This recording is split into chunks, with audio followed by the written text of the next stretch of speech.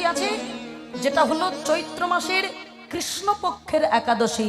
আপনারা অনেকে আছেন একাদশী করেন, অনেকে করেন না, তবে চেষ্টা করবেন মা। বছরে কটা একাদশী? 24টা একাদশী, তাই তো? 24টা।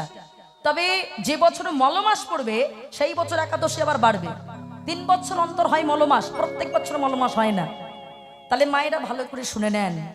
অনেকে বলে শরীর খারাপ, আমার প্রতিদিন ডাক্তারের ওষুধ খেতে হয়, কি করে একাদশী করব? পুরো না খেয়ে থাকতে হবে। পুরো না খেয়ে থাকতে হবে তো বলেনি। একাদশী যদি পারেন করা খুবই ভালো। আপনারা চেষ্টা করবেন সেদিন শাকাহার ফলাহার মানে 3-4 রকম ব্যঞ্জন দিয়ে সুন্দর করে আপনার রন্ধন করে সেবা করতে পারেন। শাকাহার করতে পারেন, ওটা শাকাহার বলে। ফলাহারি করবেন, সাবু এটাও আপনারা পেতে পারেন। তবে এখনকার সাবু আবার খুব ভেজাল বাবা, ময়দা দিয়ে কিছুটা সাবু তৈরি হয়ে যাচ্ছে, যার জন্য অসুবিধা। তবে সেটা না বর্জন করাই ভালো। এইগুলো আপনারা করবেন, অন্য কোনো তেল নয়, সয়াবিন তেল এগুলো হবে না, বাদাম তেল এইগুলো দিয়ে যদি পারেন আপনার সেই দিনটা সেবা করে একাদশী ব্রতটা প্রাতঃ সময় ভোরবেলা স্নান করবেন। ব্রহ্ম মুহূর্তে, ব্রহ্ম মুহূর্ত কোনটা? সূর্য উদয়ের 1 ঘন্টা 36 মিনিট আগে স্নান করবেন, একাদশী ব্রত করবেন। এই সামনেই আসছে একাদশী ব্রত, যেটা চৈত্র মাসের কৃষ্ণপক্ষের একাদশী। তিথির ফেরে ফাল্গুন মাসের শেষে পড়েছে বাবা, তিথির ফেরে। ও মায়েরা, কি একাদশী? পাপ মোচন একাদশী। এই পাপ মোচন একাদশী যদি করা হয়, যুধিষ্ঠির মহারাজ ভগবানের কাছে প্রশ্ন করেছিলেন, ঠাকুর আমায় উত্তর দাও, জগতের মানুষ তো পাপী তাপী মানুষ, এরা জেনেও পাপ করে আবার না জেনেও অনেক সময় পাপ হয়ে যায় বাবা। একটা পিঁপড়েকেও মারলে আমাদের অপরাধ আছে বাবা, অপরাধ হয় কিনা? তাহলে তা থেকে এদের মুক্তির উপায় কি? শোনো, ভগবান বললেন এই পাপ মোচন একাদশী যদি কেউ পালন করতে পারেন তাহলে তার সমস্ত পাপ থেকে সে সারা জীবনের মতো বেঁচে যাবে, যদি সঠিক নিয়মে একাদশী ব্রত করতে পারেন। এর একটা ঘটনা বলেছিলেন।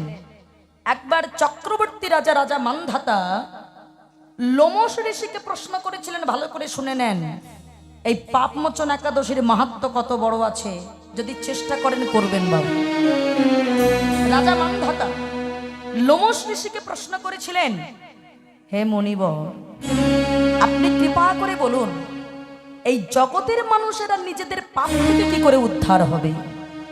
লোমশ ঋষি বললেন, শোনো, চৈত্র মাসের কৃষ্ণপক্ষের যে একাদশী, যেটাকে বলা হয় পাপ মোচন একাদশী, এই একাদশী তিথি যদি সঠিকভাবে পালন করতে এরা পারে তাহলে এরা পাপ তাপ থেকে উদ্ধার হয়ে যাবে। তার একটা প্রমাণ আছে। প্রমাণটা কি না, একবার এই অপরাধী করে ফেলেছিল স্বর্গের একজন অপ্সরা। একবার যখন চবন ঋষির পুত্র, যার নাম হলো মেধাবী ঋষি, তিনি একদিন তপস্যা করছে। কোথায়?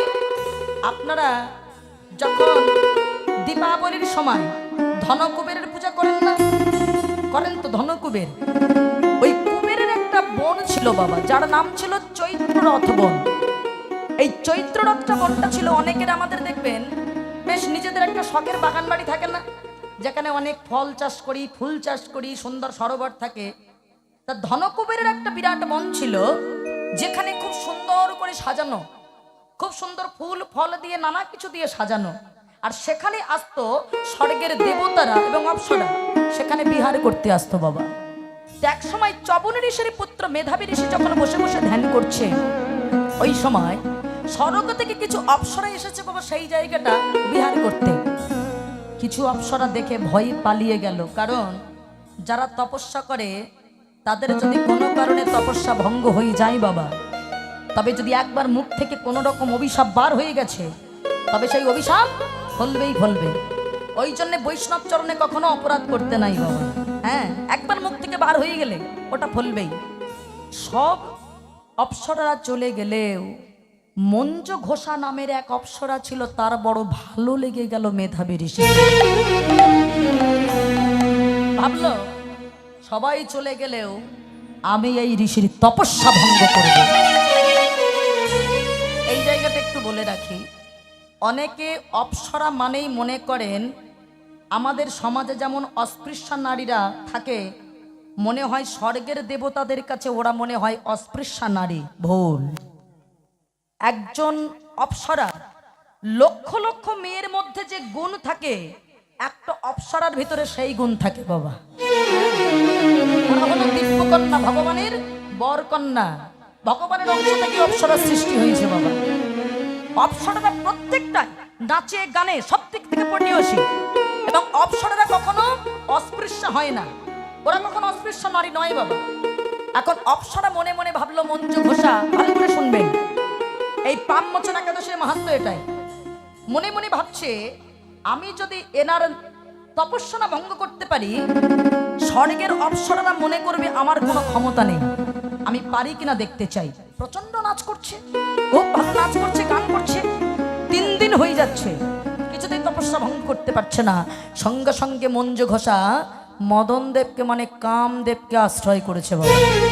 দেখলেন, সাধারণ কোন নারী দেবদেবতাকে আশ্রয় করতে পারে? সম্ভব। কিন্তু কামদেবকে আশ্রয় করেছে।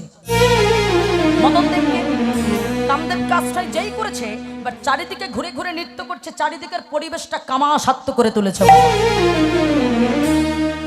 সঙ্গে সঙ্গে ঋষির হঠাৎ ধ্যানটা ভঙ্গ হয়ে গেল, তপস্যা নষ্ট হচ্ছে বাবা, ধ্যান ভঙ্গ হয়ে গেছে।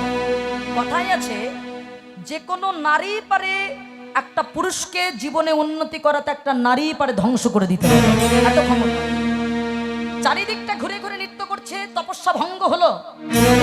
এবার তাকিয়েছে, হঠাৎ ওই যে কামাশাক্ত হয়ে আছে, চোখে চোখ পড়ে গেছে, ভালো লেগে গেছে, ভঙ্গ হয়ে গেল তপস্যা। বলল, হে রমণী, তুমি আমার কাছে একটু কিছুক্ষণ থাকো। বিহার করছে। এবার যখন বিহার করছে মনের আনন্দে, সন্ধ্যা হতে যায়। এবার হঠাৎ অপ্সরা বলছে, হে ঋষি, আপনি এবার আমাকে ছেড়ে দেন, আমি চলে যাই। বলে, এই তো সবে এলে, এখন যাবে কেন? সকালটা হোক, তারপর তুমি চলে যাবে। ভালো করে বুঝবেন, এই সকাল হোক বলতে বলতে এবার বেশি একটা জোর করতে পারছে না, কারণ একে তপস্যা ভঙ্গ করিয়েছে। যদি বাবা একটু বেশি কথা বলতে চায়, যদি অভিশাপ দিয়ে দেয়, বড় বিপদ। কিছু বলতে পারছে না। সকাল হোক বলতে বলতে 55 বছর 9 মাস 3 দিন অতিক্রান্ত হয়ে গেল। কতদিন হলো?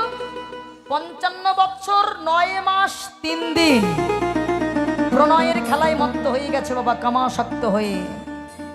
এইবার হঠাৎ দেখলো অনেক দিন তো হয়ে গেছে, অপ্সরা বলছে, এবার তাহলে আমাকে বিদায় দিন, আমি এবার স্বর্গে ফিরে যাই, আমার নিজ লোকে ফিরে যাই।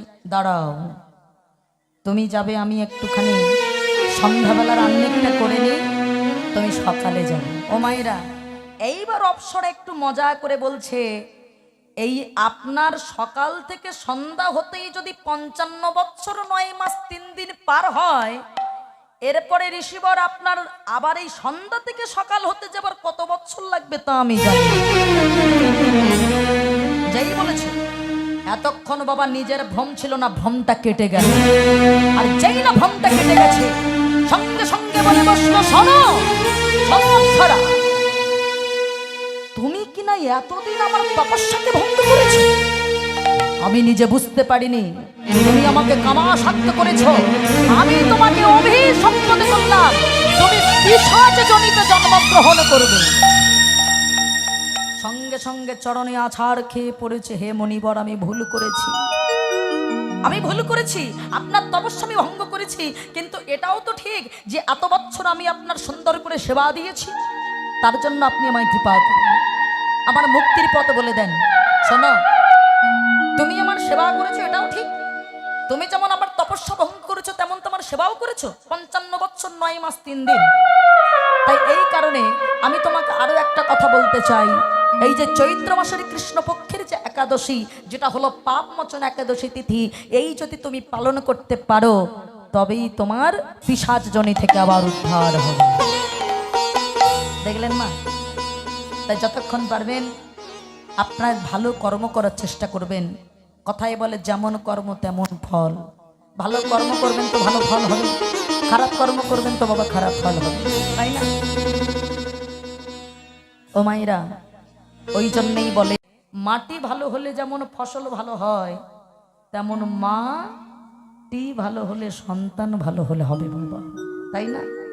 মাটি ভালো হলে ফসল ভালো হয়, মায়েরা ভালো হলে সন্তান ভালো হবে। তাই তো এত সুন্দর আপনাদের এই জায়গাটা, গ্রামটা এত সুন্দর করে রেখেছেন। আপনারা এখন পরম বৈষ্ণব। যদি বলেন বৈষ্ণব কি করে হবে, আমি তো জাতিতে বৈষ্ণব নই, মনে রাখবেন মা, জাতিতে বৈষ্ণব হতে লাগে না। আমি বৈষ্ণব কুলে জন্মগ্রহণ করলাম, আচরণ করলাম না। আমি ব্রাহ্মণ কুলে জন্মগ্রহণ করলাম, কোনোদিন গায়ত্রী মন্ত্র জপ করলাম না, আমি কি ব্রাহ্মণ হলাম? বৈষ্ণব হতে গেলে আমার মহাপ্রভু নিজেই বলেছেন, মুচি হই শুচি হয় যদি কৃষ্ণ ভজে, শুচি হই মুচি হয় যদি কৃষ্ণ ত্যাজে। সামনেই তো বসে আছে আমার বাবা ভোলানাথ, তিনি শ্রেষ্ঠ বৈষ্ণব, আমাদের মতো নয়, শ্রেষ্ঠ বৈষ্ণব, শাস্ত্র সিদ্ধান্ত মতে শ্রেষ্ঠ বৈষ্ণব। ভালো করে মিলিয়ে নেন। আমরা মনে করি গলায় তুলসীর মালা পড়তে হবে, কপালে তিলক সেবা করতে হবে, তারাই মনে হয় বৈষ্ণব। ভোলানাথের গলায় ভালো করে এখান থেকে ছবি দেখা যাচ্ছে, দেখুন গলায় তুলসীর মালা কি আছে? কিসের মালা আছে মা? হ্যাঁ, ওটা মালা বলে নাকি? ওটা তো সাপ।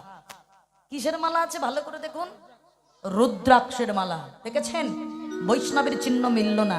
এই যে কপালে আমরা তিলক সেবা করেছি, এটাকে বলা হয় অর্ঘকুণ্ডক তিলক। ভালো করে দেখুন, ভোলানাথের কপালে এরকম তিলক আছে? এরকম আছে না?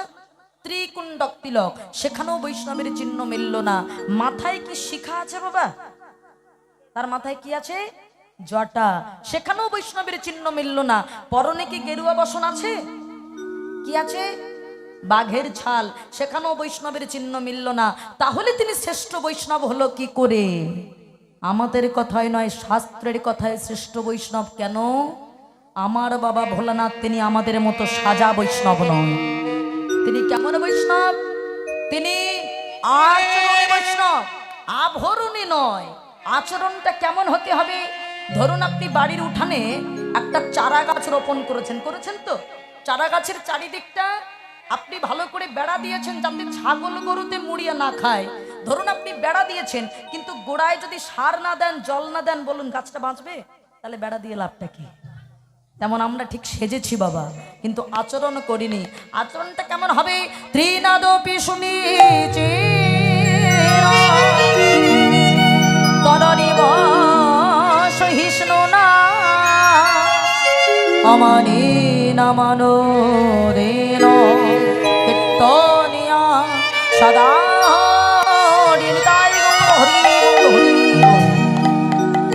ত্রিনাদপি ভাব থাকতে হবে।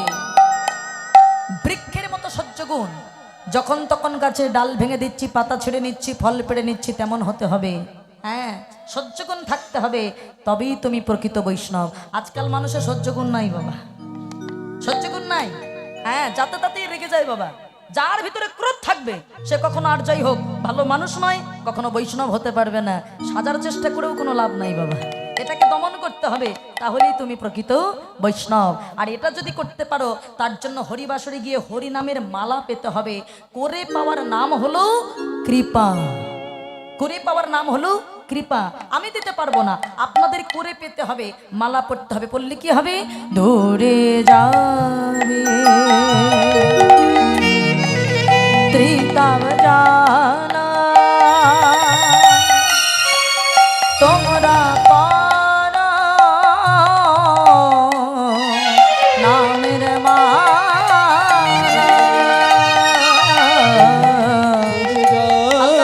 গানের সময় ত্রিতাব জালা তোমরা পারা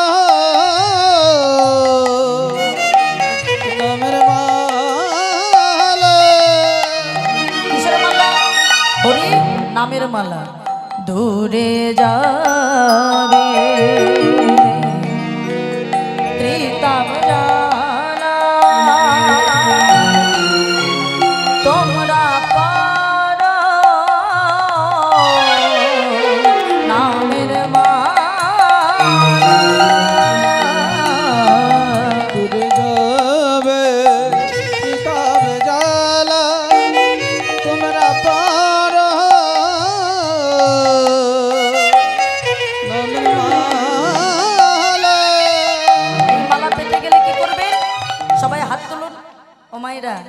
মানুষ বিপদে পড়লে তবে ডাকে, না হলে ডাকে না। বিপদে পড়ার আগে একটু ডাক হোক। আমার সঙ্গে সবাই জোরে জোরে হরে কৃষ্ণ নামটা করবেন, কেমন? সবাই একসঙ্গে হাত তুলে বলুন, হরে কৃষ্ণ হরে কৃষ্ণ কৃষ্ণ কৃষ্ণ হরে হরে হরে রাম হরে রাম রাম রাম হরে হরে। বলুন,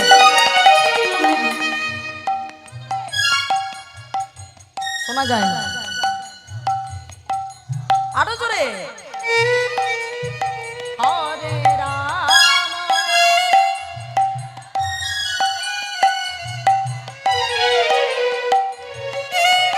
শোনাই যায় না। আসলে বিপদে পড়েননি ভাবছেন না? তাহলে ভূমিকম্পটাই একবার একটুখানি হয়েছে, আর একবার হোক তখন চেঁচাবো। মানুষ বিপদে না পড়লে সুর বার হয় না বাবা, বিপদে পড়লে দেখবেন সুর কি জন্য বার হয়ে যায়। আর একবার আমি তো শুনতে পাইনি, ডাক যত জোর হবে ভগবানের নাম তত, ভগবান তত বাবা নিচের দিকে আসবে। তোমার ডাক যত ঊর্ধ্বগামী হবে ভগবান তত নিম্নগামী হবে। আরেকবার হাত তুলে সবাই, আরেকবার সুযোগ। এরপর একটু কিন্তু আমি আশা করবো যে আপনারা জোরে গাইবেন। সবাই হাত তুলে, উলু নয় উলু নয়। যখন জল খাবে তখন গরম দুধ দেবেন নাকি? এখন না, আগে হরে কৃষ্ণটা গাইবেন, উলুন এখন নয়।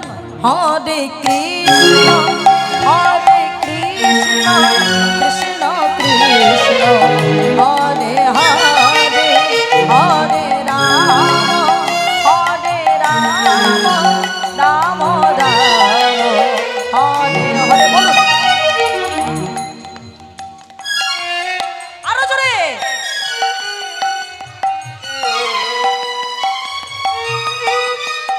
হরে রাম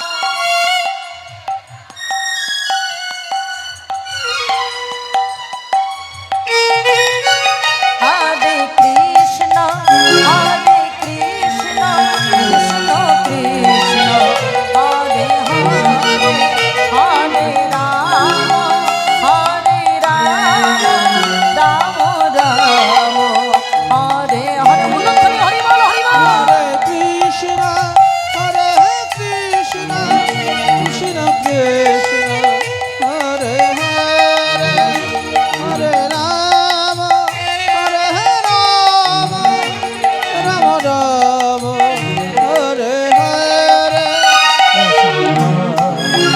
নাম গায় কৃষ্ণ নাম মধুর নাম হরি বল হরি বল হরি বল। নাম গায় কৃষ্ণ নাম মধুনে।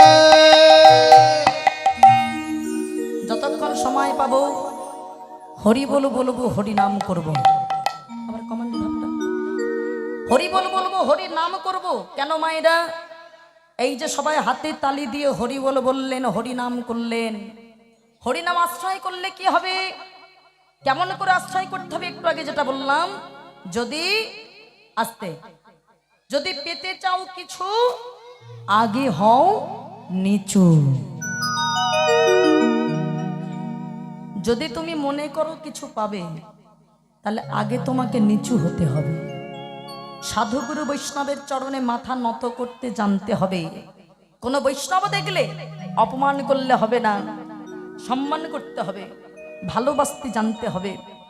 কেন মায়েরা? তবে তার আগে একটা কথা বলি, আমার বাবা মায়েরা বসে আছেন তো, অনেক বয়স, আপনারা অনেকটাই জানেন। একটা কথা বলি মা, অন্যান্য সাধুগুরু বৈষ্ণবের চরণে আমাদের সন্তানেরা মাথা নত করবে বলে আপনাদের মনে হয়? এখানে তো অনেক বাবা মা বসে আছেন, একটু ভগবানের মন্দিরের সামনে সত্যি কথা বলেন তো, কতজন বাবা মা আছেন যারা প্রত্যেক দিন সন্ধ্যাবেলা নিজের সন্তানের কাছে প্রণামটা পান? বলুন, পান? কেউ আছেন? দেখলেন কোথায় সমস্যাটা হয়ে গেল বাবা? দেখলেন কেউ প্রণাম আপনারা করেন না। আপনার বাড়ির বৌমাটা করবে? করে? আরো করবে না? কেন করবে? আপনার ছেলেটা যদি প্রণাম না করে তাহলে বৌমা কেন করবে? পরের বাড়ির মেয়ের দোষ দিয়ে লাভ নাই বাবা। ছেলে করে না কেন? আপনারা, আমরা শেখাইনি তাই। ছোট থেকে শেখাই, একদম ছোট থেকে, যে বাবা প্রত্যেক দিন তুমি সাধু গুরু বৈষ্ণব দেখলে বাড়ির যত গুরুজন আছে সন্ধ্যা সকালে প্রণাম করো। কেন? মাথা নত করলে তুমি কারোর কাছে ছোট হবে না, উল্টে তুমি তার মনে অনেক বড় জায়গায় বসবে। হ্যাঁ, দেখবেন ধান গাছ দেখেছেন? ধান গাছ যখন একদম চাষটা পরিপূর্ণ হয়ে যায়, ফসল এসে যায়, ওই গাছের মাথাটা দেখবেন তো নিচের দিকে থাকে নাকি সোজা দাঁড়ায়? কোনটা? হ্যাঁ, ভারে মাথাটা নত করে। আর যেগুলো আখড়া ছিটে তাদের ভাব কেমন? মাথা উঁচু করে দাঁড়িয়ে থাকে না? ঠিক তেমন যে মানুষের ভিতরে গুণ আছে, জ্ঞান আছে, শিক্ষা আছে, সে কখনো সবার কাছে বলে বেড়ায় না আমি অমুক আমি তমুক, সে মাথা নত করে বাবা, তাই না? মাথা নত করতে জানতে হয়। মায়েরা, একটা কথা বলি, এই যে আপনারা সবাই মিলে বসে আছেন, সামনেই আছে যেমন কর্ম তেমন ফল। ভালো কর্ম করবেন, ভালো ফল পাবেন। খারাপ কর্ম করবেন তো খারাপ ফল হবে বাবা।